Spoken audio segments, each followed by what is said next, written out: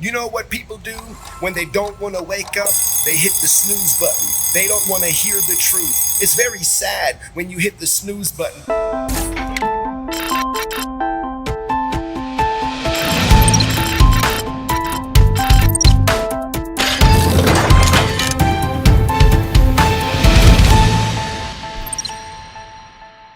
Praise God and greetings to all of you.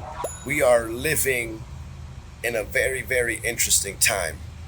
The Bible speaks about the time that you and I are living in right now. Romans chapter 13, verse 11, I believe it is, and that knowing the time, that it is high time.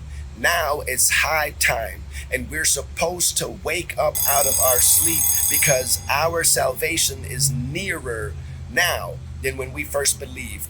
You're closer to the crown than when you first put your faith in God. We're living in a time it's very critical for us to be awake. But you know what? The sad truth is that there are people out there, they want to silence the alarm. There are people out there, they don't want to hear the truth. You know what people do when they don't want to wake up? They hit the snooze button. People that want to snooze, that want to linger in their sleep, they silence the alarm. They hit the snooze button. It's very sad when you hit the snooze button because your intention is, it might be innocent. You might hit the snooze button thinking, you know what, just 5 more minutes of sleep. And so you hit the snooze button. And then when the alarm goes off again, you hit the snooze button again. And this becomes a process. Well, sooner or later, you're going to hit the snooze button and the alarm isn't going to ring anymore. You're going to sleep through it and you're going to miss what you're supposed to be doing. You're going to miss you're going to wake up and you're going to be like, what happened? How did we get here? If you wouldn't have slept, if you wouldn't have snoozed, you would have been awake to see what's going on. And the reason why we need to be awake is so that we can, one, sound the alarm and awake others that are sleeping, but we have to take up our place. You got to take up your place in the kingdom. You got to take up your place as a person that stands for righteousness. Let your utterance be heard. Why do you think it is that Paul said, pray for me, that utterance would be given to me so that I can speak the gospel with all boldness? There are people out here, man, they want to silence the truth. They want to silence you. You've become an alarm to people, waking them up, drawing their attention to the reality of what's going on right now.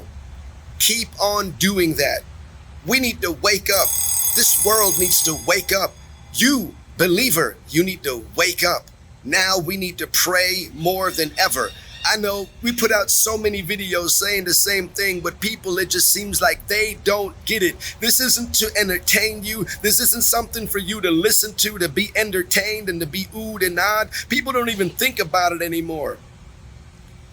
It's time to wake up. Look at where we are in the world. Look at the times that we're living in. Pay attention to what's going on around you. Have you no discernment? Do you not realize what is happening in your world? Don't you see the setup? How can you be blinded to the setup? Maybe because you've been snoozing, maybe because you've been trying to silence the alarm, and maybe your intent isn't ill will at all. Maybe you just want to live in comfort a little bit longer. You're a snoozer, and snoozers can be losers. Stop being a snoozer. Stop wanting to live in comfort just a little while longer. The time to rise up is now. The time to deny your flesh is now. The time to pray is now. The time to seek the face of God is right now. It's not time to snooze. It's time to pray. It's time to sacrifice. Who's willing? Who's willing to rise up out of the sleep? You can only hit the snooze button so many times before you sleep on. I don't want to be the person that sleeps on. I don't want to be like the disciples in the garden that when Jesus needed them to pray, it was critical time. He was fighting the greatest battle of his life, and the disciples were sleeping. 3 times he caught them sleeping. And what did Jesus say? Rest on. He said, sleep on. What if God will only wake you up so many times? Or doesn't the Bible say that his spirit will not always strive with man? What if you only have a limited chance of being awakened? What if God will only come to you so many times to wake you up? After all, the mighty God that we serve, the sovereign Lord, will not override your will. In the end, you must respond. You've got to respond to the alarm. You've got to respond to the sound that is trying to wake you up. It's your responsibility. The grace of God is the fact that you are being woken up in the first place. That's the grace of God. The waking up. Some of you need to be shaken awake. I pray that it comes to you in whatever form or fashion is required to get you to wake up. But don't take it for granted. Don't take the grace of God for granted to wake you up. Some of you, God's been trying to wake you up and you've been hitting the snooze button. You better be careful. You better be careful, because you don't know the last time that God will try to wake you up before righteousness is fulfilled. And he says to himself, I've tried to wake you up and you refuse. The Bible is very real. Don't sleep on it, but wake up.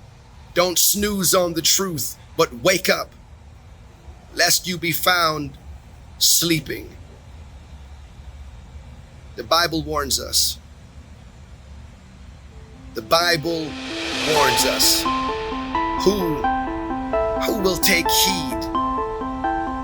Who will take heed?